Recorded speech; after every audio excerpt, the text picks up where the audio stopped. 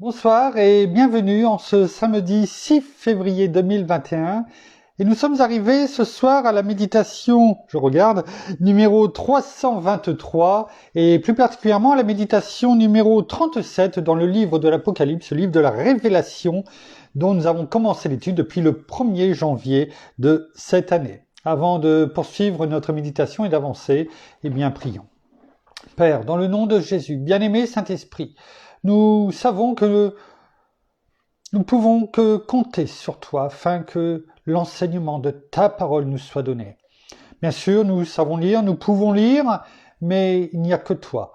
Il n'y a que toi qui peux nous révéler toutes ces choses que tu veux nous dire. Tu as dit dans la parole que, il y avait beaucoup de mystères que tu voulais nous révéler. Alors oui, nous ne devons pas simplement effleurer la parole, mais nous devons prendre notre temps, la mastiquer. Non pas chercher de nos propres forces, mais chercher en nous laissant conduire par toi, enseigner par notre bien-aimé Saint-Esprit comme nous l'avons vu. Alors une fois de plus, que ton enseignement ce soir nous soit partagé, nous soit donné et qu'il demeure dans nos têtes, dans nos pensées et surtout gravé sur les tables de notre cœur pour ta gloire, Père, dans le nom de Jésus. Amen. Nous allons continuer dans le verset numéro 7 et poursuivre ce que nous avons dit hier sur... on parlait de victoire, alors nous avions un petit peu coupé, nous allons juste en faire le résumé sur la victoire et continuer. Et pour cela, parce que c'est quand même le dernier message, le dernier verset qui est donné à l'église d'Éphèse, mais également à chacun d'entre nous qui sommes l'église, le temple de Dieu à part entière, avec l'Esprit de Dieu, notre bien-aimé Saint-Esprit dont nous avons médité en sachant maintenant quelles sont les actions qui sont infinies de notre bien-aimé Saint-Esprit. Alors, reprenons le début de ce chapitre 2 jusqu'au verset 7, 1 à 7, chapitre 2 du livre de l'Apocalypse.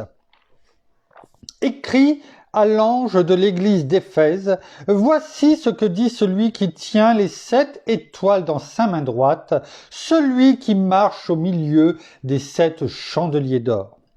Je connais tes œuvres, ton travail et ta persévérance. Je le sais, tu ne peux supporter les méchants, tu as éprouvé ceux qui se disent apôtres et ne le sont pas, et tu les as trouvés menteurs. Tu as de la persévérance, tu as souffert à cause de mon nom et tu ne t'es pas lassé. Mais j'ai contre toi que tu as abandonné ton premier amour. Souviens-toi donc d'où tu es tombé. Repens-toi et pratique tes premières œuvres, sinon je viendrai à toi et j'écarterai ton chandelier de sa place, à moins que tu ne te repentes. Cependant, tu as ceci pour toi, c'est que tu as de la haine pour les œuvres des Nicolaïtes, pour lesquels moi aussi j'ai de la haine. Verset 7. Que celui qui a des oreilles écoute ce que l'Esprit dit aux églises. Ô vainqueur, je donnerai à manger de l'arbre de vie qui est dans le jardin de Dieu. Alors, nous avions vu que dans ce verset 7, que celui qui a des oreilles écoute ce que l'Esprit dit aux églises. C'est cette même partie de verset qui va être repris, vous allez le voir au fur et à mesure, dans le message aux 7 églises. Alors, c'est pourquoi nous avons pris le temps de l'étudier, de le mastiquer, afin que, on le comprenne bien. Et je crois que nous avons pris le temps. Et dans le message à l'église d'Éphèse, et donc à chacun d'entre nous, nous l'avons bien compris, que ce que nous dit notre Seigneur Jésus. Que celui qui a des oreilles écoute ce que l'Esprit, c'est-à-dire le Saint-Esprit, c'est avec un grand E, dit aux églises. Nous avions vu le pluriel, donc nous étions complètement dans le vrai lorsque nous disions que ce n'était pas que pour l'église d'Éphèse, mais pour chacun d'entre nous aujourd'hui. Et notons bien que c'était avec un grand E.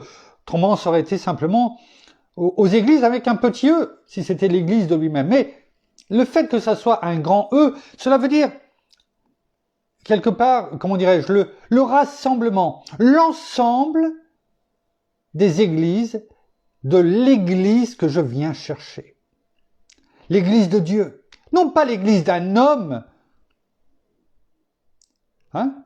Mon église, comme certains responsables d'église malheureusement parlent. Non.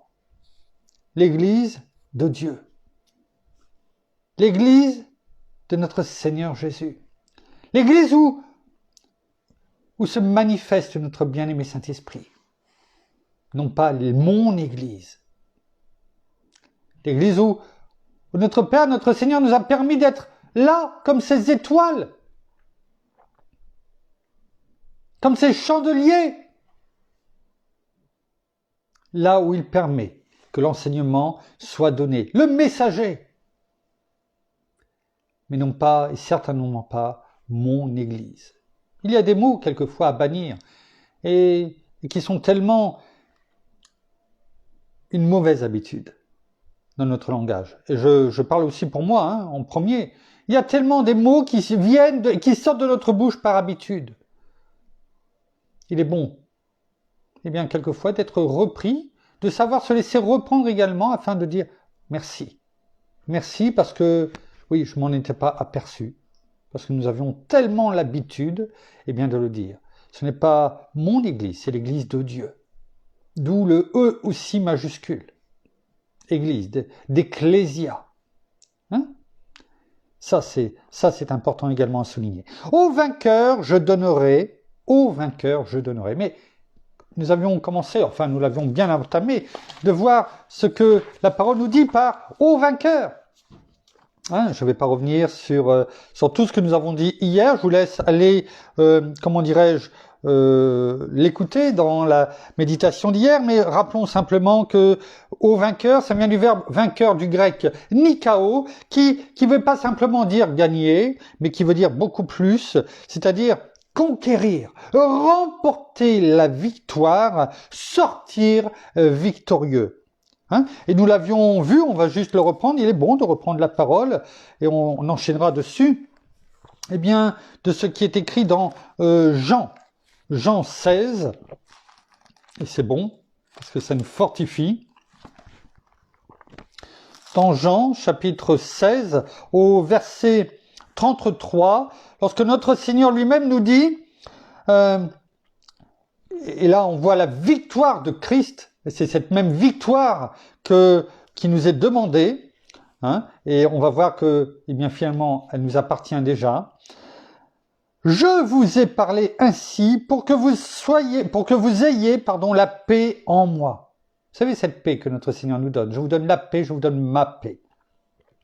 Vous aurez des tribulations, hein, on a parlé hier, ce ne sera pas des choses faciles et on comprend mieux pourquoi eh bien, notre Père nous a donné les armes de Dieu et afin que nous puissions tenir ferme. Donc éloignez-vous, courez à l'opposé de tous ces faux enseignements, de tous ces faux apôtres, hein, on le sait, la parole nous l'a dit, fuyez-les, ceux qui vous disent que la vie est paisible, est un long fleuve tranquille à partir du moment où vous donnez votre cœur à notre Seigneur.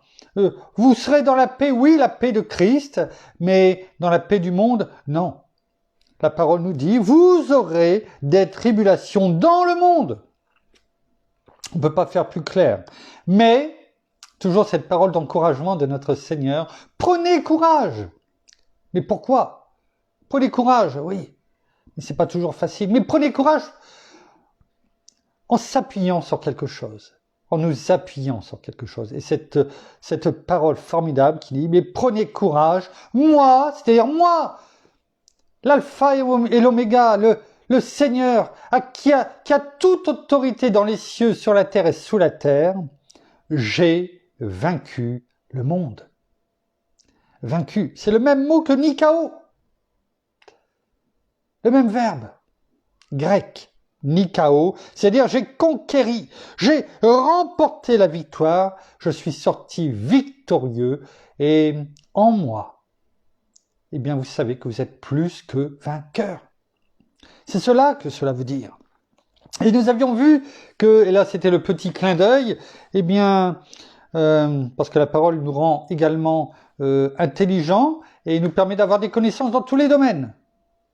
Non pas que nous sommes plus sages que les autres, mais c'est la sagesse de Dieu, la connaissance aussi divine. Et la connaissance divine n'a pas de limite, car Dieu, eh bien, peut tout faire.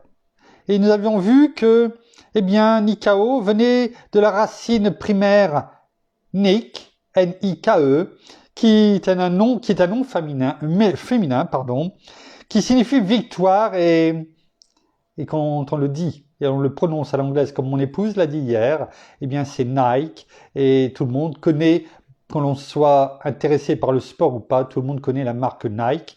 Eh bien vous voyez que même des marques utilisent des mots, peut-être quelquefois, bien sûr ils savaient que ça voulait dire victoire, bien entendu, mais voilà, on peut aussi toucher des personnes qui peut-être quelquefois s'habillent en Nike, et puis leur dire, mais est-ce que tu sais ce que tu portes? Pourquoi tu portes? Et d'où ça vient? La profondeur de ce mot. Tout est bon pour engager la conversation et pour parler de notre Seigneur, eh bien, aussi bien à des jeunes qui ne voient quelquefois que par les marques et qui ne voient que la marque en elle-même. Je porte un Nike. C'est bon, tout est bon. Et regardez, eh bien, ce qui est dit également dans 1 Jean, la première épître de Jean, donc non plus l'évangile de Jean, mais dans 1 Jean, chapitre 5, au verset 4, dernier chapitre de l'évangile de Jean, au verset 4, il est écrit: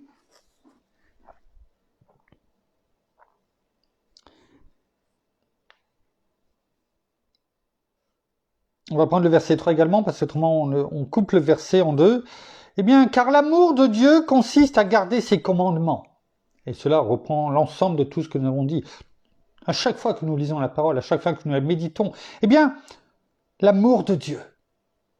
Si nous voulons avoir cet amour parfait, cette plénitude comme notre Seigneur l'a, eh bien, la parole nous dit, car l'amour de Dieu consiste à garder ses commandements. On le sait, on l'a dit souvent, mais c'est bien de le redire. Et ces commandements, c'est-à-dire sa parole, ne sont pas pénibles. Arrêtons de dire, oui, mais ça va être compliqué de faire. Non, ils ne sont pas pénibles. Parce que tout ce qui est né de Dieu triomphe du monde. Voyez, c'est le même mot. C'est le même mot que on a vu hier, Nikao, et ce soir, Nikao, le même mot, dompter, triompher. C'est cela que l'on parle ici, car tout ce qui est né de Dieu triomphe du monde. Est-ce que nous sommes nés de Dieu? Oui, bien sûr, je n'en doute aucunement. Et donc à ce moment-là, on triomphe du monde par Christ notre Seigneur. Et voici la victoire, Nikao, la victoire qui triomphe du monde.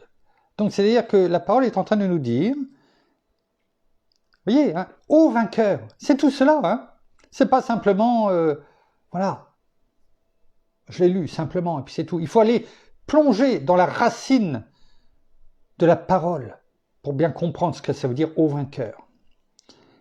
Et voici la victoire qui triomphe du monde. C'est-à-dire que ce n'est pas simplement le triomphe du monde, ce n'est pas non plus la victoire, c'est tout ce qui est né de Dieu triomphe du monde, mais il y a quelque chose en plus. Et voici la victoire, ce don quelque part, qui permet de nous différencier, qui triomphe du monde, c'est quoi? C'est notre foi.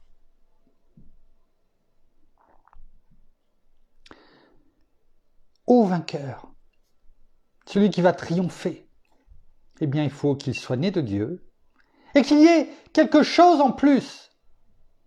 Cette victoire qui est donnée pour triompher. Sans celle-ci, on ne pourra pas être dans le camp des vainqueurs. Notre foi. Verset 5, qui est celui qui triomphe du monde, sinon celui qui croit, c'est-à-dire qu'il faut avoir la foi, qui croit que Jésus est le Fils de Dieu. C'est important ceci. Parce que cela veut dire quoi? Si on rencontre quelqu'un qui nous dit, mais oui, j'ai la foi. Je sais que je suis plus que vainqueur. J'aime Dieu. Oui, mais est-ce que tu as donné ta vie à notre Seigneur Jésus-Christ? On en rencontre, hein, beaucoup plus que vous ne croyez. Ce verset 6, dans 1 Jean, chapitre 5, hein, verset 4, 5, 6, il est écrit, c'est lui, Jésus-Christ, qui est venu, qui est celui, verset 5, qui est celui qui triomphe du monde, sinon celui qui croit que Jésus est le Fils de Dieu.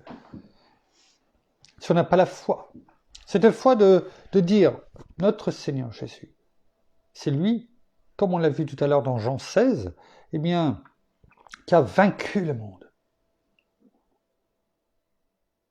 Nous ne pouvons pas triompher, parce qu'il nous manque la foi en Christ Jésus qui a vaincu le monde, la foi en ses commandements. En fait, c'est ce château de cartes à ce moment-là qui s'écroule. Pourquoi? Parce qu'il n'y a pas de fondement. C'est cette maison qui est emportée par la tempête, parce qu'elle repose sur du sable. Nous, notre fondement, c'est Christ Jésus, notre roc. Et il n'y en a pas d'autre. C'est essentiel. Regardez ce qui est dit. Donc, la victoire, c'est notre foi. Dans Romains, chapitre 10,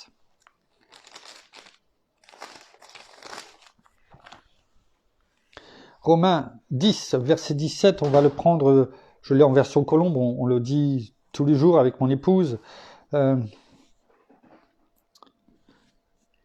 on va la prendre ce soir dans 2 autres versions, en parole de vie et en français courant. Il est écrit, je vais vous la dire en version Colombe, parce que c'est celle avec lesquelles on médite et que l'on prie. Eh bien, ainsi, la foi vient de ce qu'on entend, et ce qu'on entend vient de la parole du Christ.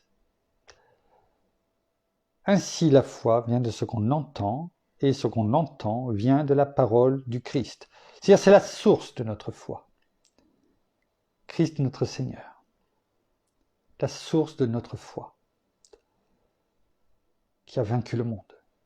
Et comme on vient de le lire, eh bien, si on n'a pas cette foi en Christ Jésus notre Seigneur, eh bien, nous ne serons pas dans ce camp du vainqueur. Ô vainqueur! Voilà ce que le Saint-Esprit, l'Esprit dit aux églises. Ô vainqueur! C'est ce que nous voyons là. Celui qui a cette foi, qui garde ses commandements, dit Dieu, mes commandements. En parole de vie, il est écrit ce même verset, on devient croyant. C'est-à-dire qu'en fait, la parole est en train de nous montrer que on ne naît pas croyant. On est créature de Dieu. Notre Père met en nous une destinée écrite par avance. Mais ce libre choix qui nous a laissé, et ce que l'ennemi vient faire dès notre naissance, c'est-à-dire en fait, nous voler cette pensée non seulement de l'éternité, de notre destinée, etc. Et il est beau de dire et de voir que la parole dit, on devient croyant. Donc, ceux qui disent, oui, mais moi, je suis né dans une famille comme ci, comme ça, j'ai pas eu de chance. Si j'étais né dans telle famille, ça aurait été différent. La vie aurait peut-être été différente, mais cela ne veut pas dire que tout est perdu. On devient croyant. Il y a cette possibilité de faire ce chemin. Qui que l'on soit, où que l'on soit né, quelles que soient les circonstances de notre vie, y compris ceux qui peuvent être abandonnés, qui sont à l'orphelinat, Alors, je n'ai pas dit que la vie était facile, je dis simplement qu'il y a un moyen, eh bien, de devenir croyant et d'avoir à ce moment-là, pour notamment les personnes qui sont orphelins de père, de mère, eh bien, d'avoir un père, d'avoir une source à laquelle, eh bien, venir, boire, se reposer, avoir la paix. On devient croyant quand on écoute, encore faut-il vouloir écouter, entendre, le message. Et ce message, c'est la parole du Christ. Venez à moi, vous tous qui êtes fatigués et chargés, et je vous donnerai du repos, notamment. Et en français courant, ce même verset nous dit « Ainsi la foi vient de ce qu'on écoute, la nouvelle proclamée. » La nouvelle proclamée. Il ne suffit pas de lire, il faut la proclamer. Et cette nouvelle est l'annonce. Quand il y a une annonce, en règle générale, eh bien, vous savez, les annonces, elles sont jamais faites en cachette. Les annonces, en règle générale, eh bien, d'où le nom, annoncer, c'est-à-dire parler, que tout le monde entende. Et l'annonce de la parole du Christ.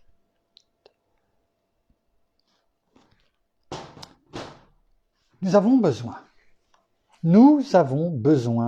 eh bien, de nous nourrir, eh bien, de la parole. On le sait, on l'a déjà dit, l'homme ne vivra pas de pain seulement, mais de toute parole qui sort de la bouche de Dieu. Et peu avant la méditation, je faisais quelques partages déjà, et comme toujours, eh bien, les partages ne tombent jamais par hasard, eh bien, j'essaie de voir en diagonale, je ne peux pas tout lire, j'en ai tellement, qu'il y en a un que j'ai noté là, juste en dessous, griffonné vite fait sur la feuille, et je l'avais déjà vu, je l'avais déjà entendu, c'est « Nourris ta foi ». Nourris ta foi. On le sait maintenant, on vient de le dire, on vient de le lire. Si on veut faire partie du camp des vainqueurs, du club des vainqueurs, qui est là, hein, qui a déjà été créé, hein, pas qui doit être créé, qui est déjà créé, eh bien, nourris ta foi de la parole du Christ qui nous est donnée. Et tes doutes mourront de faim. Ouais. Mourront de faim. Nourris ta foi et tes doutes mourront de faim. Alors, c'est joli, c'est bien dit. Après, il ne reste plus qu'à avancer avec le bon carburant. Et quel est ce bon carburant? La parole, la foi en Dieu, de les garder. Vous savez, on peut avoir la plus belle voiture, on peut avoir la plus belle Bible,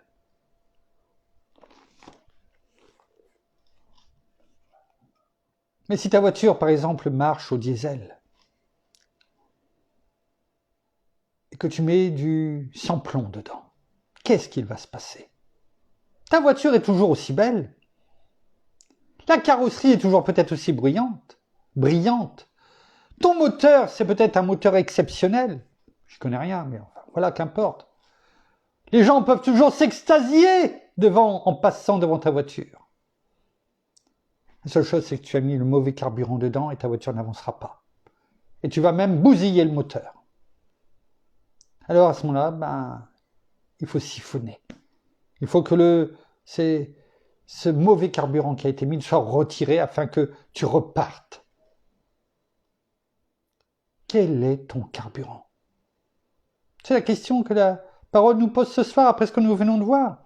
Quel est ton carburant? Qu'est-ce qui te fait avancer?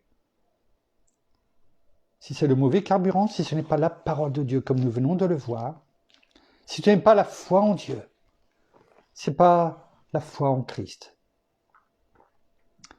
eh bien, je suis désolé, mais tu ne peux pas avancer. Et si tu n'avances pas,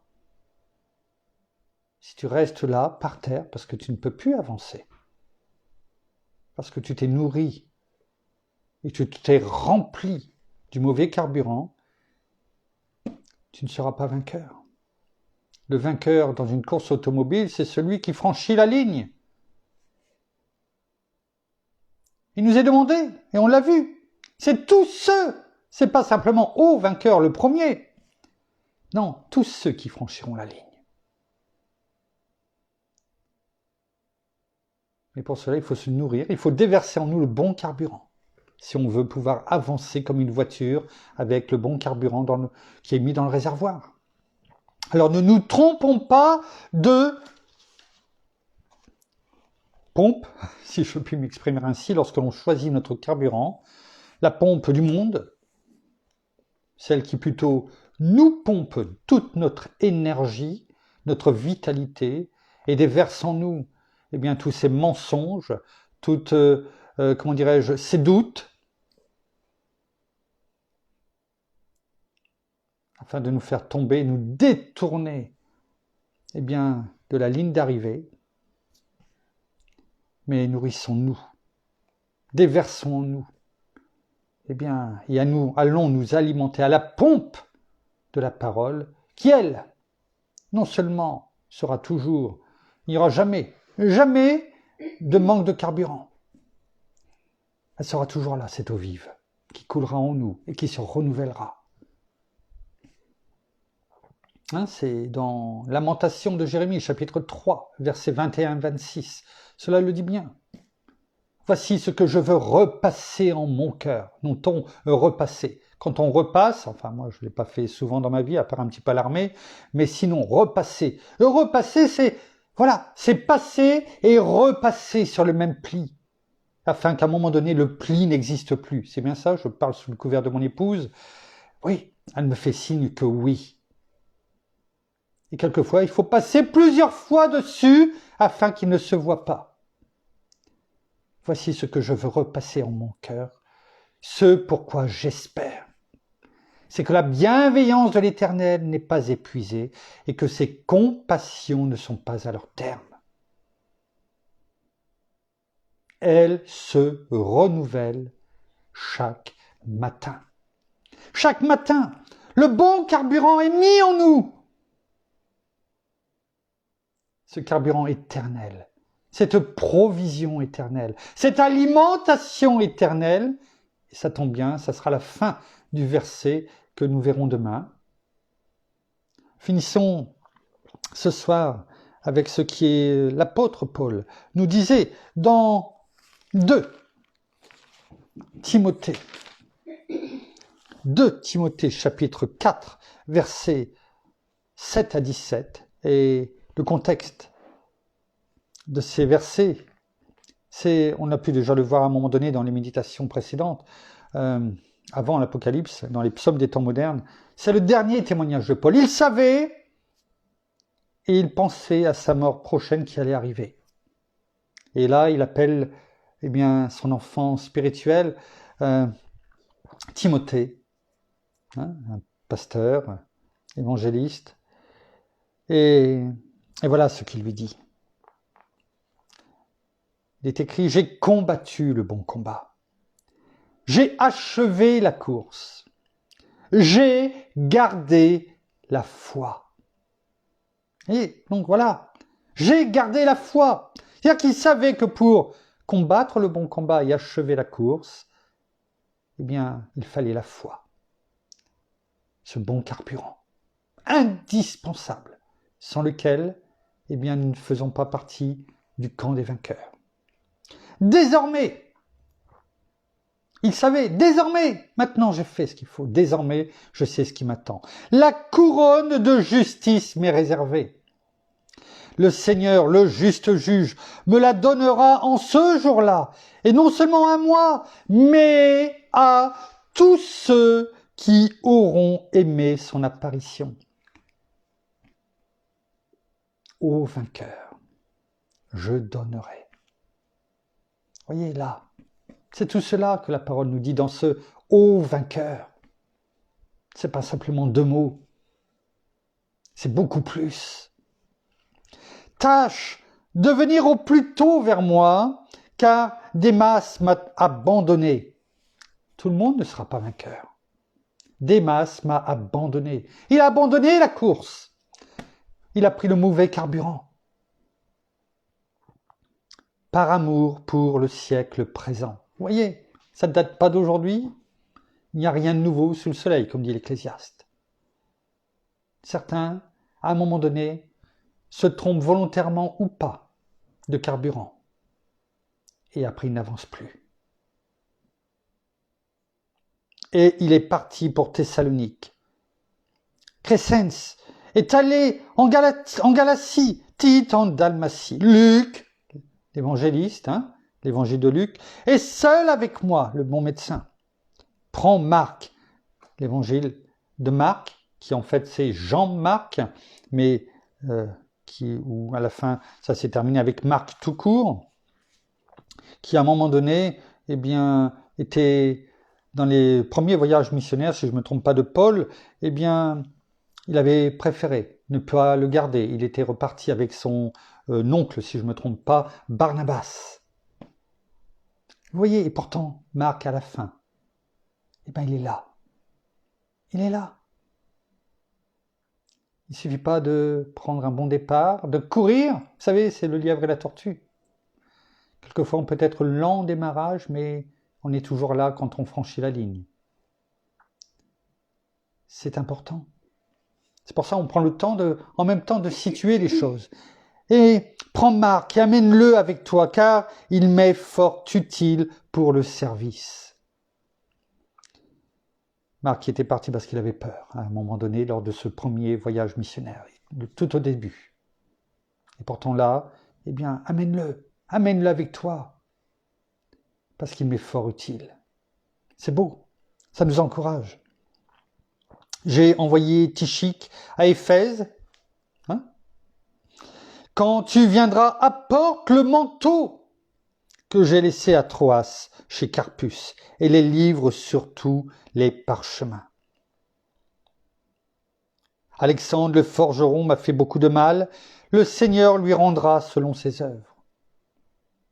C'est un petit peu un résumé de tout ce que nous avons vu aujourd'hui.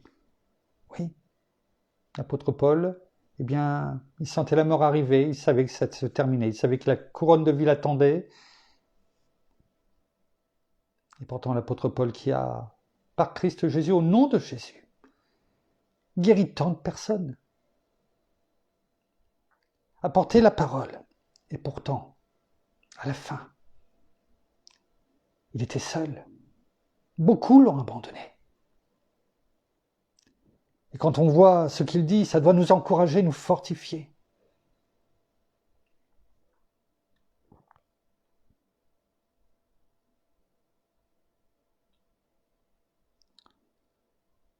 Garde-toi aussi de lui, car il s'est fortement opposé à nos paroles. Et celui qui s'oppose aux paroles de Christ s'oppose à Dieu. Dans ma première défense, personne ne m'a assisté. Il était seul. Mais il savait que Christ est avec lui. Mais tous m'ont abandonné. Vous savez, quand on prêche la parole de Dieu, quand on médite, quand on va chercher, on va creuser, bien souvent, ceux qui voulaient entendre la parole, eh bien, vous abandonnent. Oui. Que votre cœur ne s'attriste pas, ne devienne pas lâche. Il y a quelquefois, eh bien, voilà, des personnes proches de vous, comme l'apôtre Paul le disait, qui vous tournent le dos. Quelle que soit la raison, il y a toujours une excuse valable pour eux. Alors ça peut faire mal, je peux comprendre ce que Paul dit à ce moment-là. Mais on sait avec qui on est, à qui on appartient, dans quel camp, eh bien nous sommes le camp des vainqueurs, et même s'il faut rester seul à la fin, eh bien tout comme l'apôtre Paul, eh bien nous irons jusqu'à la fin. Parce que nous savons qui nous servons et qui s'est donné pour nous. Qu'il ne leur en soit pas tenu compte, Seigneur, même si ces personnes que tu connais, bien sûr, tu sais de qui je parle, eh bien, ne leur en veux pas, mais touche leur cœur, afin qu'ils soient transformés. C'est le Seigneur qui m'a assisté. Voilà. Voilà ce qui est important.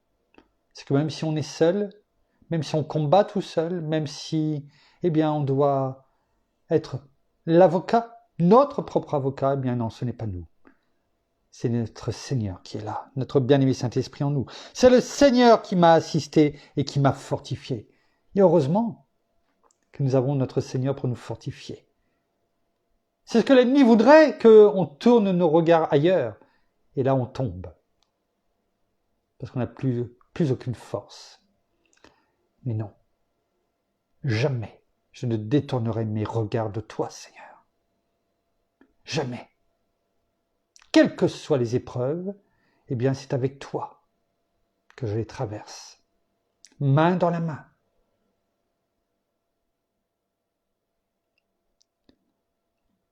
Afin que la prédication soit portée par moi à sa plénitude et entendue de tous les païens. Et j'ai été délivré de la gueule du lion. Alors merci Père, merci Seigneur, merci bien-aimé Saint-Esprit, parce que oui, tu nous as délivrés déjà de la gueule du lion, tout comme l'apôtre Paul le disait juste à l'instant, et nous savons que tu nous fortifies, parce que je puis tout par Christ qui me fortifie. Oh, cela ne veut pas dire je puis jouer au loto et puis je vais gagner, non, ce n'est pas ça. Je puis tout endurer. Même ce qui peut faire mal au plus profond, parce que comme l'apôtre Paul, eh bien, ceux qui croyaient eh bien, à côté de lui, qui allaient le soutenir, etc., l'ont abandonné et lui ont fait beaucoup de mal. Ouais. Mais ne leur en tiens pas rigueur. Merci, Père. Merci, Seigneur. Merci, bien-aimé Saint-Esprit. Nous terminons par la prière. Non, merci Seigneur, et bien encore, pour ta parole. Merci parce qu'elle nous enseigne chaque jour, qu'elle nous fortifie, qu'elle nous fait du bien. Même si nous avons des tempêtes et des difficultés dans nos vies, eh bien sachons nous rapprocher de toi et sachons nous raccrocher à toi, car tu es là, tu nous le dis. Tu ne nous abandonnes pas, même si les hommes, eh bien, nous abandonnent et nous voyons combien nous pouvons être parfois dans nos vies, dans ce que nous vivons, déçus par l'être humain, eh bien nous savons que par toi nous ne serons jamais déçus, parce que tu es là à nos côtés, et quelles que soient les façons, quel que soit ce que nous vivons, nous savons que nous pouvons venir à côté de toi et devant toi et lâcher et délaisser tous nos fardeaux, tout ce qui nous pèse, et afin que eh bien nous soyons vraiment soulagés de tous ces maux, de toutes ces difficultés, et que nous puissions aller de l'avant avec toi. Alors nous voulons vraiment nous fortifier en ta parole, nous fortifier en toi, parce que tu es notre force, tu es notre roc, c'est toi qui nous pousse en avant. Et nous voulons surtout ne pas lâcher, ne pas nous laisser intimider par toutes ces choses du monde, par tout ce qui peut se passer, que ce soit dans nos familles, dans notre couple, dans notre travail, nos collègues ou nos amis, mais surtout ne jamais enlever nos regards de toi, parce que c'est toi qui nous fais avancer sur ce chemin de la vérité, de la droiture et de la justice. Alors oui, demeurons fermes dans ta parole, demeurons fermes aussi dans tout ce que nous voulons faire dans notre vie, même si par moments eh bien, nous nous sentons ballottés, que le doute survient, eh bien, nous savons qu'en te priant, eh bien, le doute s'en va et que notre foi grandit. Alors merci pour tout ce que tu fais pour chacun d'entre nous. Merci aussi pour tes bénédictions, ta présence en nous. Merci pour ton soutien de chaque jour. Merci encore pour tout ce que tu nous permets encore de faire encore aujourd'hui par ces réseaux sociaux, de pouvoir parler, de pouvoir échanger avec nos frères et sœurs. Et soyez donc tous abondamment bénis, frères et sœurs, dans le nom de Jésus. Amen. Amen. Merci. Voilà, ainsi s'achève la méditation de ce soir. Nous vous bénissons abondamment de toutes les bénédictions spirituelles dans les lieux célestes en Christ. Nous saluons nos amis, bien sûr, comme à l'accoutumée au Québec, au Canada, en francophonie, en France, à Paris. Nous vous souhaitons bien sûr une bonne fin d'après-midi pour certains, une bonne soirée pour d'autres, un bon appétit, une bonne nuit à toutes et à tous. Et nous vous donnons rendez-vous demain matin, parce qu'on est dimanche.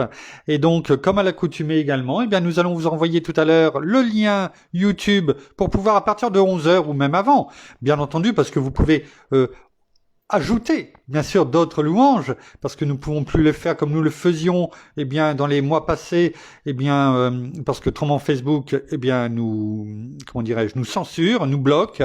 Donc, maintenant, on vous envoie le lien afin que, au maximum, à partir de 11h, vous puissiez comme nous, on le fait ici, eh bien, louer notre Seigneur, notre Père, notre bien-aimé Saint-Esprit. Nous prendrons l'antenne, eh bien, à 11h45 pour la suite de ce culte, la suite de cette méditation où nous essaierons de voir la fin du verset. Il y a aussi beaucoup de choses à dire, il y a beaucoup de choses à apprendre. Ça a été le cas pour moi, en tout cas, en préparant la méditation. Alors, nous vous disons, à demain, et en tout cas, soyez bénis. À demain. Au revoir.